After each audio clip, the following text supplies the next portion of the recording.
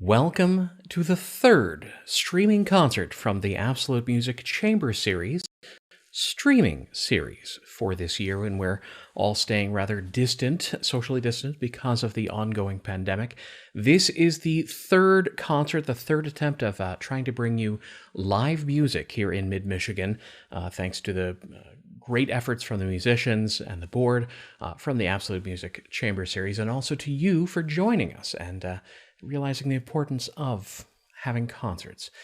I do greatly miss applause, and I'm guessing that you probably do as well. Before we get underway with tonight's concert, don't forget, we will be counting down to when the concert proper will begin via that clock down there. And if you don't know who I am, well, don't blame you whatsoever. Most people just associate me with my voice and not my face, so being in front of a camera, not usual for me. My name is Jamie Paisley. I am the host and program director for WKAR FM, the local classical music and NPR station here in mid-Michigan. And I've been asked, and I'm honored to be your concert guide for tonight's performance, which will feature the cellist from the MSU College of Music and the Artist Faculty Program, Suren Bagratuni, as the main artist, joined by his collaborator, Hrant Bagrazyan, on the piano, as they play 4 different pieces tonight, and, well, 2 of them appear in a certain album that they just released as well. Stay tuned. At the end of the concert, we will also be speaking live at our concert venue for this evening, which is not my house, by the way. We're going to take you in just a few minutes' time over to the Urban Beat in Old Town Lansing, with our thanks going out to Terry and all of the staff and workers there at the Urban Beat. In the meantime, we also want to thank our series sponsors for the Absolute Music Chamber Series. So thank you very much to the James D. Noble Charitable Trust, to the Bill Fulmer family in loving memory of Mary, from Reader Pianos, and also to our thanks to the Bluther Piano USA, not to mention the MSU FCU Desk Drawer Fund. Those are the series sponsors for the Absolute Music Chamber Series. And we also have some concert sponsors to help bring this concert to you as well. So thanks to Arnold and Claire Berkman, to Carolyn and Bob Boger, as well as to Steve and Karen Harsh, to Hari Kern, Madeline and Rich Lenski, and Richard and Joan Witter for their contributions to help bring this concert to you. Now, at the end of the concert, and this is the first time we're doing this officially, we kind of played with it last time, we'll ask you for any questions or commentary that you have to bring to the musicians as well. And the way to do that is to get your email ready. After all, you're at a place where you can email right now. This is a streaming concert, after all. And just email me directly. The email address is Jamie, Jamie, at WKAR.org. At the end of the concert, again, we'll go live to the Urban Beat, and I'll bring you those questions and a talkback conversation, which is a normal thing after every single Absolute Music Chamber series. Now, for our first half of this concert, 2 different pieces that we'll be playing. The first comes courtesy of Franz Joseph Haydn, sort of, kind of. It is his Divertimento in D major, with 3 different movements, an Adagio, a Minuet Trio, and Allegro di molto. And he wrote it for an instrument called the baryton, which, in the time at least, was something that was a new instrument for the Esterhazy family. And, well, since he's the boss, and it's good to be the boss, he says, hey, I'd like some pieces for it. And Haydn did a great many dozen of these pieces for baryton trio. Now, at the piece of this that we're going to hear, well, the baryton is like a kind of a mix between a cello and a guitar. But for our purposes this evening, Haydn has less to do with it than the transcription that was done by Gregor Piatigorsky, great kind of early to mid 20th century cellist, very influential as well. It came about sort of because there was another person in the early 20th century named Pierre Russin, who took 4 different movements from those baritone instruments and kind of made a Frankenstein work for essentially the cello and piano. Now, Piatigorsky, in his youth, heard it and said, that's not bad, I think I can do better. And of those 4 movements that Royson chose, he took 3 of them only, got rid of 1 of them, and just reordered them. So they're coming from 3 different pieces for baritone trio. First movement from the Hoboken 9-113. Second movement is the Menuet and Trio, Hoboken 9-95. And then finally goes back to the Hoboken 9-113 for the middle movement, which becomes the final movement. Like I said, it is a Frankenstein sort of piece. But he breaks a bit with some of the showpieces, and it's, yes, written by Haydn, but in the treatment by Piatigorsky, it makes it more showy, and as a result, there are moments that you'll hear, that was Haydn? That sounds a bit more Romantic era. And that is the hand of Gregor Piatigorsky. Upon this, what he would call a Divertimento in D major, but originally music of Franz Joseph Haydn. For our second piece, we will have music of Johannes Brahms. I said Johannes Brahms. Thank you very much. Johannes Brahms, and this, the opus number 99, and if you were at our last concert, you heard the opus 100, the violin sonata featuring Yvonne Lamb. Well, this goes back, but it's, of course, with the opus number, around the same time that he was writing that piece that we heard last time. This a work dedicated to the cellist Robert Hausmann, who had popularized his first cello sonata about 20 years prior. And so he composed this and writing as it was in the first movement of the 4 movements that we'll have, the Allegro vivace.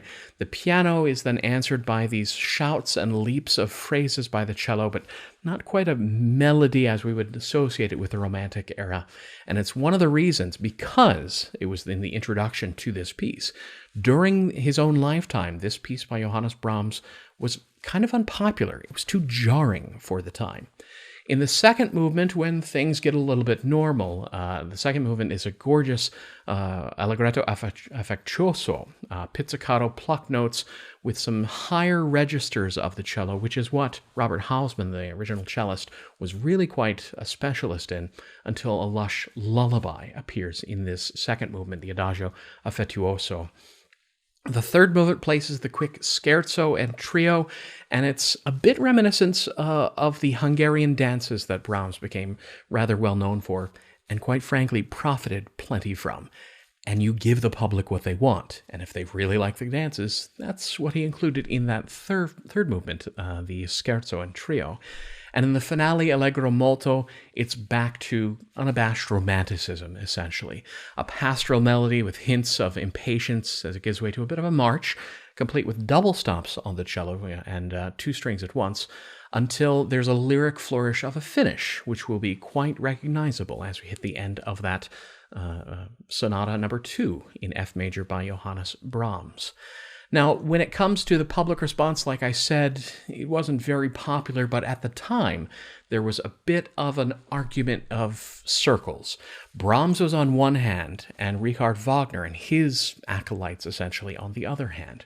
As the Brahmsian critic Edward Hanslick said about the cello sonata, in it, passion rules, fiery to the point of vehemence, now defiantly challenging, now painfully lamenting. How boldly the first allegro theme begins, how stormily the allegro flows. It is true that the passion subsides into the quiet mourning in the adagio and fades away reconciled in the finale, but the beating pulse of the earlier section still reverberates, and pathos remains in determining psychological characteristics of the whole. That was the pro side. But at the same time, the Wagnerian people trashed this thing to bits.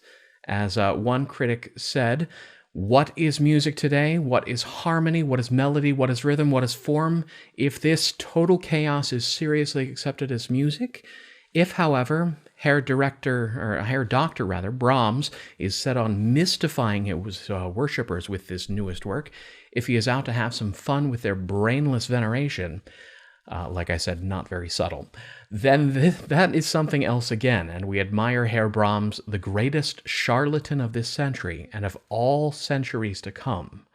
Bold claim from the anti-Brahms committee. And with that, we will bring you over towards the urban beat for our first half of this concert. I will be back at Intermission, where we'll talk about our second half of pieces. But again, thank you very much for joining us. I am Jamie Paisley. We'll take you to Urban Beat as we hear the cellist Suren Bagratuni and the pianist Hrant Bagrazyan.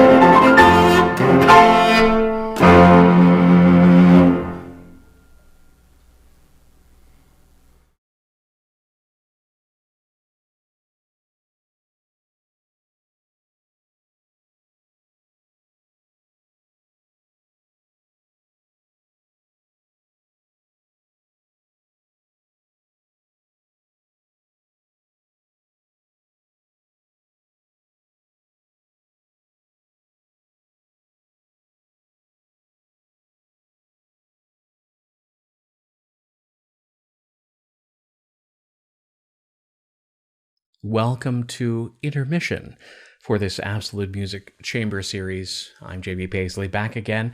The timer is back to bring us back to when our second half of this concert will begin. One final note, a bit of whimsy about that Brahms piece that we just heard. There was a story about Brahms accompanying a cellist that was not as skilled as the original cellist, Robert Hausmann, and was kind of playing very loudly on the piano as an accompanist, essentially. And the cellist complained that she couldn't hear herself over the dense works of the piano, to which Brahms, a bit sardonic, replied, "You were lucky." Well, I want to say thanks again to the Urban Beat and Terry, everyone that are there that's working on this live streaming concert from the Absolute Music Chamber series. As well as Jacob McGarry, who's usually our kind of engineer putting things together, but had to be out this evening. So stepping in, Lucas Meyer, thank you very much for a lot of your tech support in bringing this performance to you right now. So thanks to all of them. We want to say thanks to all of the board of the Absolute Music Chamber series, and also you for joining us. And if you're able to, of course, we still have a donate feature, since this is not a concert that has a donation suggested, but there is a donation over at the website of absolutemusiclansing.org. So whatever you're able to make a contribution towards these live sorts of concerts, thank you very much in advance for that. We want to also ask you to stick around for the talkback feature at the end of this concert, where Suren Bagratuni and Hrant Bagrazyan, as well as Richard Sherman, the director of the Absolute Music Chamber series, will be on hand, and we'll have the usual kind of conversation about the pieces that we've been experiencing and some of the insight that they have to provide for us.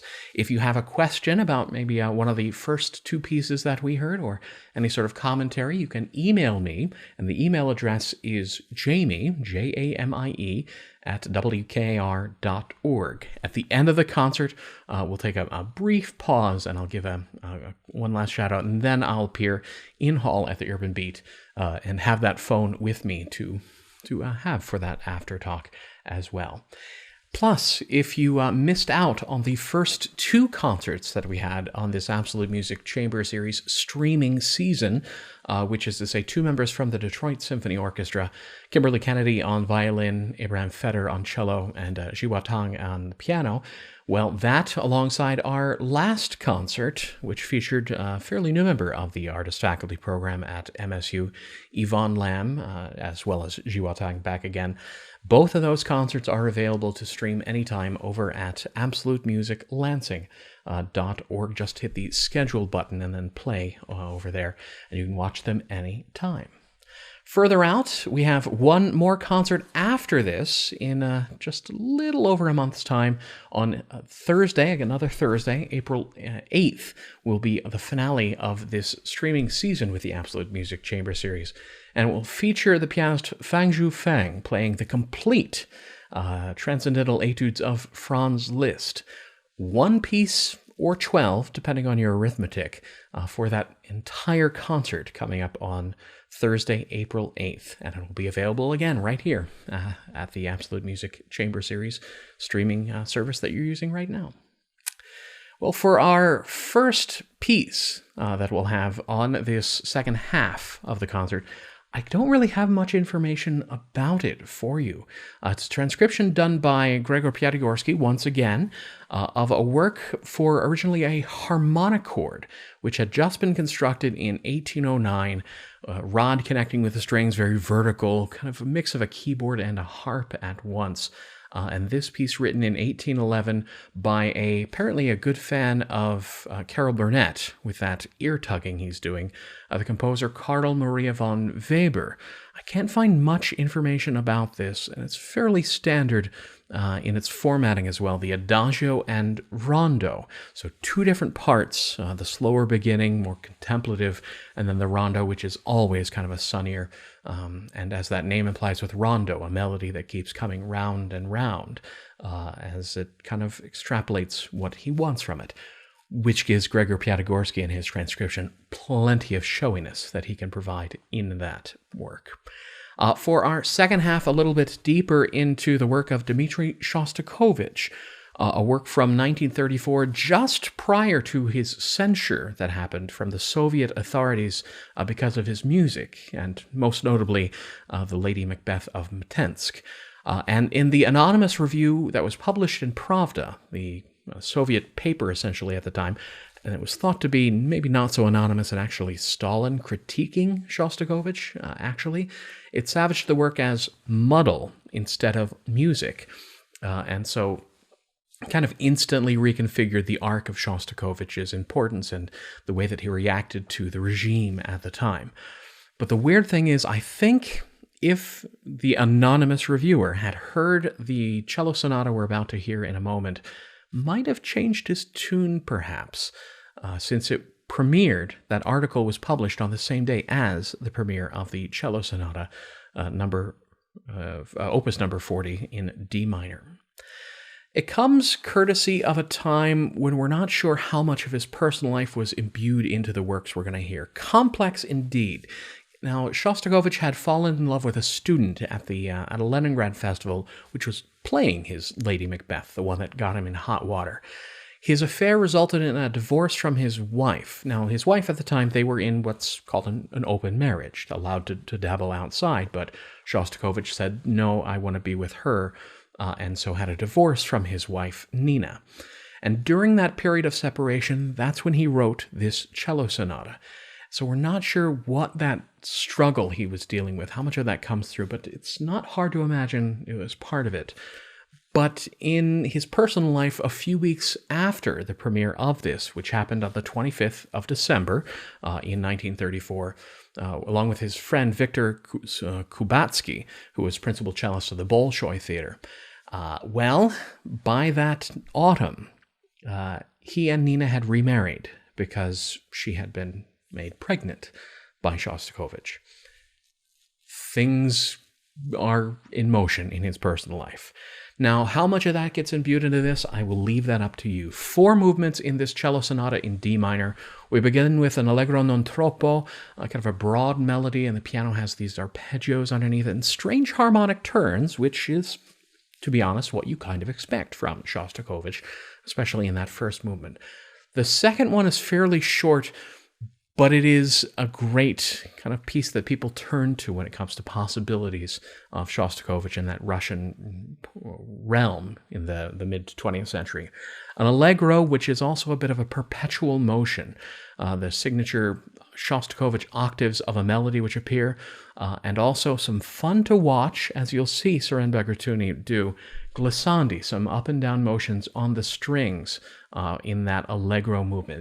It's fun to listen to and what he's trying to experiment with the cello at the time. The third movement is a largo, and pretty much as close to something impressionistic as you could find from Dmitri Shostakovich, playing with colors and rhapsodic writing, maybe even a look towards the east and the bleak landscapes on parts of Russia as well, which leads us to the finale, an allegro, which is, again, a rondo, that melody that keeps coming back. And it's a theme that's repeated 5 different times, and in between there are scales of the instruments, and again, about 3 minutes time as he comes to a finish in that final movement. So here are those 2 works from our second half of this concert, Carl Maria von Weber's Adagio and Rondo, transcribed by Piatigorsky, and then finally the cello sonata in D minor, opus number 40 by Dmitri Shostakovich, as we turn once again to the urban beat, as we say good luck for the second half to the cellist Suren Bagratuni and pianist Hrant Bagrazyan. I will see you after the concert for our talkback.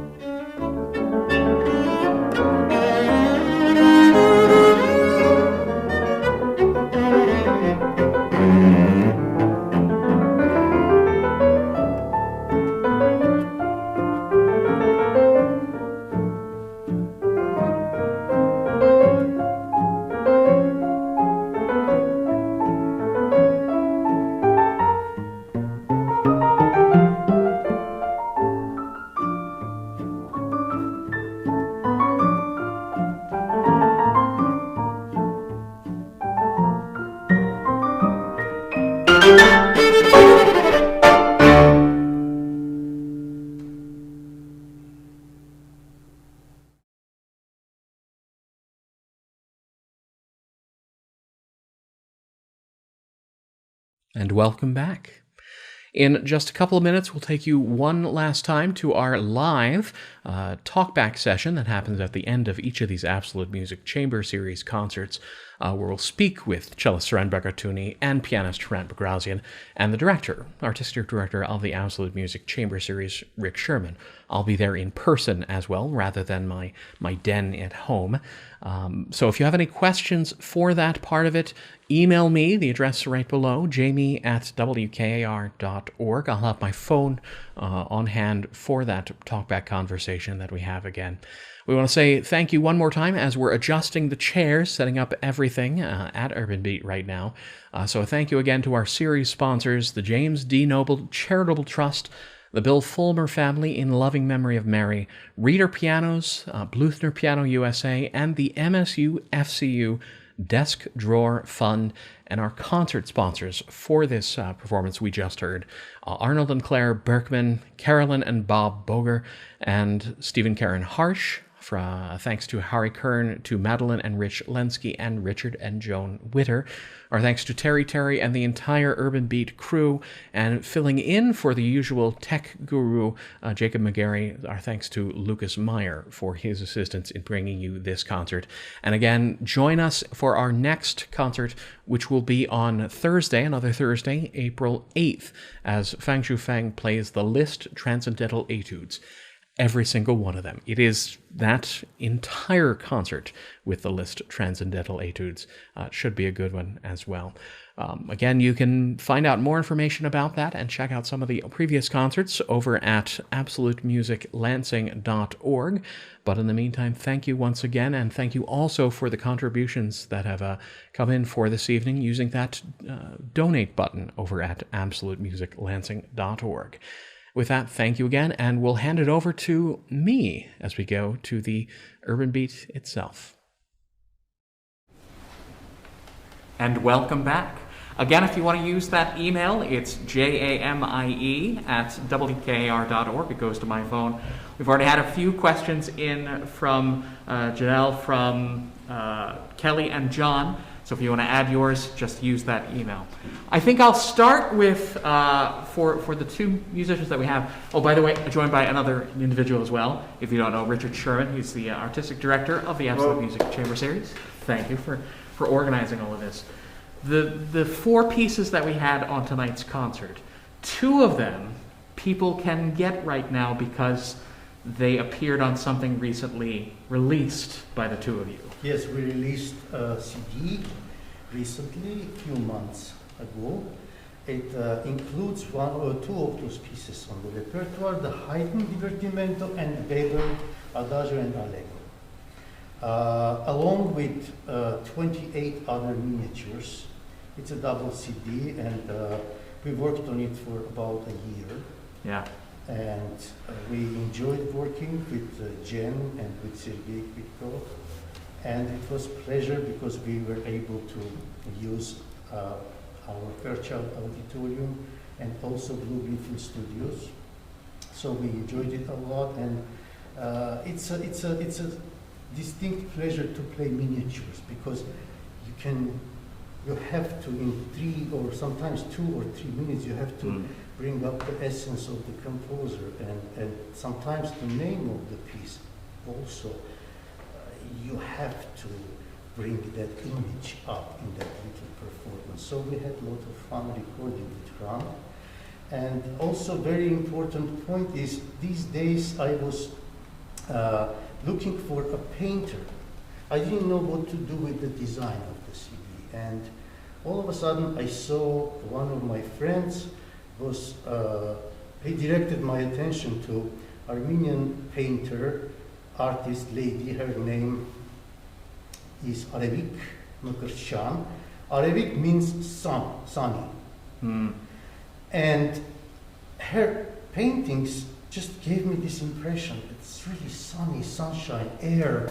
And also 4 of those paintings which we featured, 3 of those paintings which we featured on the CD's cover, they belong to series called Komitas. Komitas is the composer who also is featured on the CD, and 3 of his pieces with exact names Kron, which means crane, the bird, apricot tree, right? Hrant, what else did you do their name?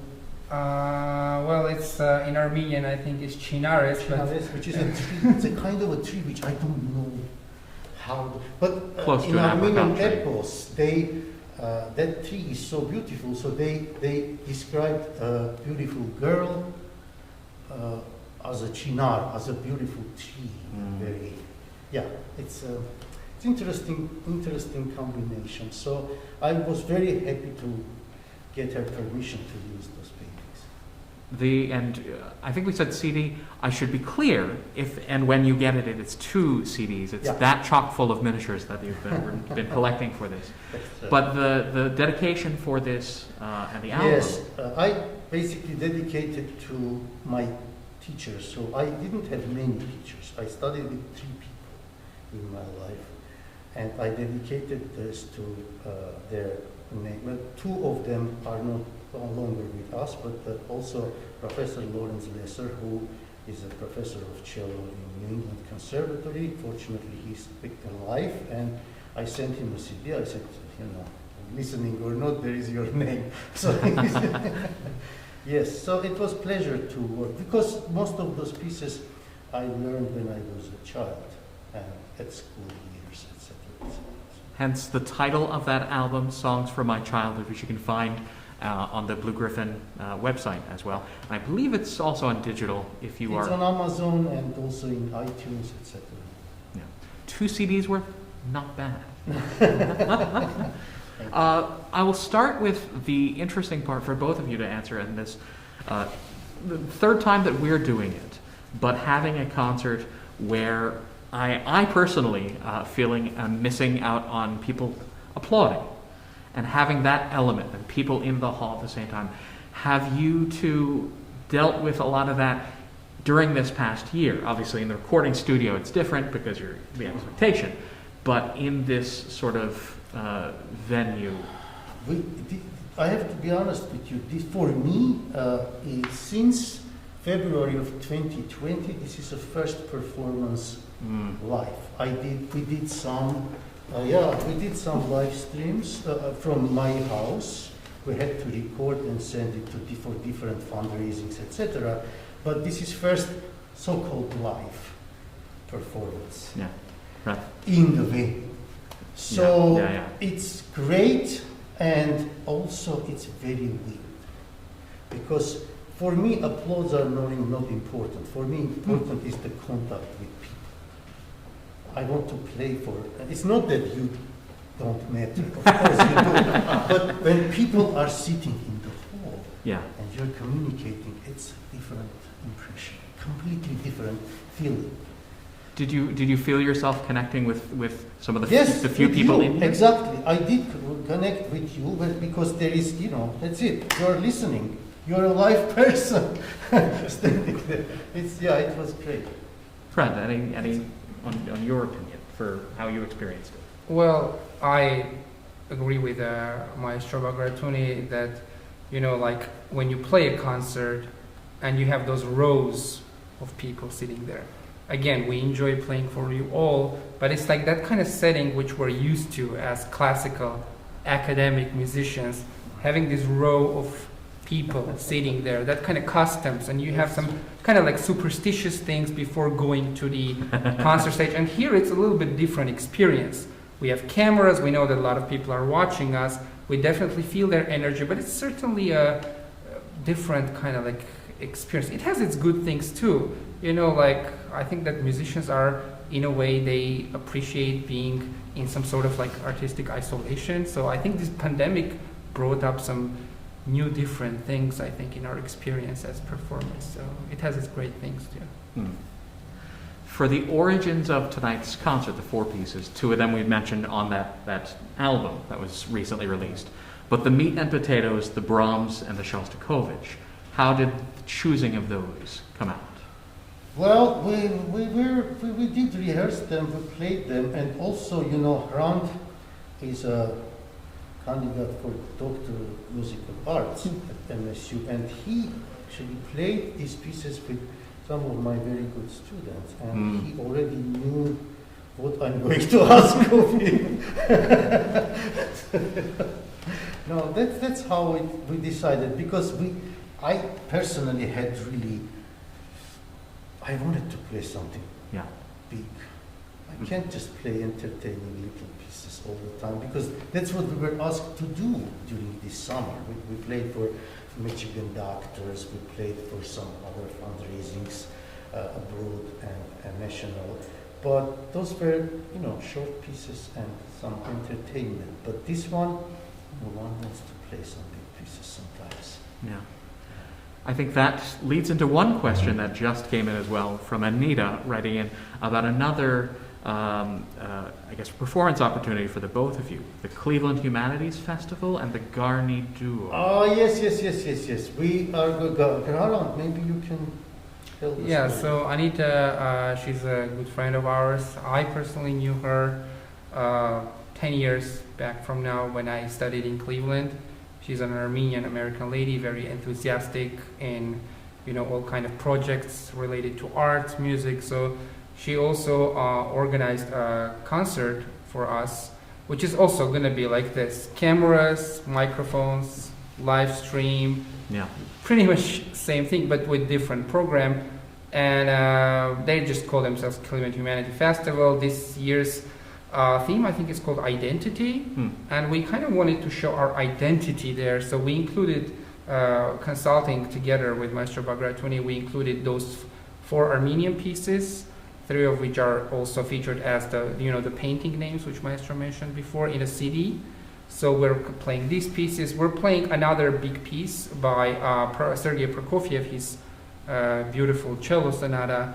So we have that kind of identity there with the program. We both love German music with Maestro, German/Austrian music. So we play, Weber there, and we love Russian music. We both were born in Soviet Union. So we have that kind of connection with Prokofiev's music and Shostakovich's music. So hence the identity is pretty much represented there. Very nice. Rick, I'm going to bring you into one other question that came in, and that is, for the two of you, you missed out on the introduction where I talked about the contrasting reviews that the Brahms had, the pro-Eder Hanslick kind of side and the Wagnerian side, which were just trashed it immensely. Yes. And there was a question that came from that, Janelle making a question: what would so incense someone to pan Brahms so thoroughly and scathingly? And Rick, we talked about that at Intermission a bit. Yeah, I think that people get accustomed to a certain kind of style of writing, and anything that doesn't meet their criteria can be a little jarring. And I think that probably at the time he was taking his own music in a very, very definite progressive direction, and it was away from Wagner. I mean, we talked a little bit, you and I, about how there was a riot, the first performance of Rite of Spring, because people were hearing something that they'd never heard before. So there are definite musical camps that people certainly subscribe to, and everyone has very strong opinions. All you have to do is look at the politics of today, and it's very self-evident. It was bigger in music. It was bigger in music. That's hard to believe. Yes. I have a question for a sound mix. Suren, would you mind speaking up when we're speaking with you, if that's okay? And it goes into a question John had about something you were doing in between, and you were adjusting the bridge. More of a technical question. It wasn't adjusting the bridge, it was putting the mute on. The mute. Yeah. Okay. Shostakovich required for some parts of his piece muted sound. For those that don't know what a mute is, could you describe the basics mute of that? It's a little piece made, I could even show it to you. It's in my pocket. You just happen to have one handy? Yes, this is like old style mute, this made of a leather. You see, it has two little parts where you can put it on the bridge. So it makes bridge vibrate less, so sound becomes muted. It's a color. It's a special color which composers sometimes require. Yeah. And there is a great difference between those movements, the Shostakovich, to be sure. Very much so. Another question that came in, and by the way, if you still would like to have yours, you can still email me, and that is jamie@wkar.org. Kelly had a question for Hrant, and that is, what was the role of music in your early years of life and inspiring you to play the piano? Interesting question. I think I was, and I don't want people to get wrong impression about this. I love playing piano, loved it all my life, but it wasn't actually my choice. It was my parents' choice. They just decided that I need to become a pianist, point blank, period. That's it. I had no other choice. So they found this teacher for me back in my country, in Armenia, in Yerevan. So I started going to piano lessons from 6 years old. So I didn't have any other choice. So naturally, I hated my first lessons, and I didn't want to practice, but it kind of like backfired at me later, so I had to practice more to catch up. But yeah, I mean, it's just pretty much the general rule is just I don't see myself without playing classical music and without listening to classical music. I feel like I don't want it to sound a little bit too dramatic, but I might not exist if I didn't have classical music in my life. Yeah. It would be something like that kind of feeling for me. Now, for you, you're in the midst, or you have completed your doctorate studying under Margarita Shevchenko? No, I'm still studying with her. It's a long process, so there's some requirements with dissertation, so I'm still in it. So. How has the past year affected that study process?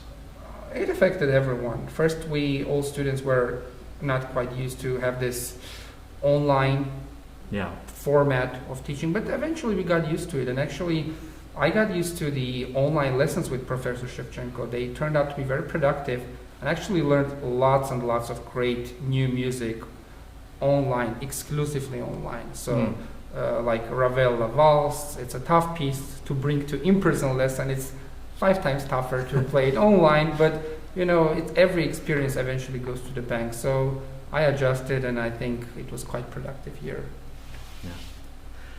I think, barring any other questions, I do want to say one thing that I made a mistake in, and that is filling in for our usual tech guru has been Lucas Meyer, but I made that mistake in the video, and it's Myers. There's a plural of that. I know there's something about currently on the zeitgeist about Meyer and Myers, but this is a different spelling, and it is Meyer. So thank you very much for filling in for that. I appreciate that very much.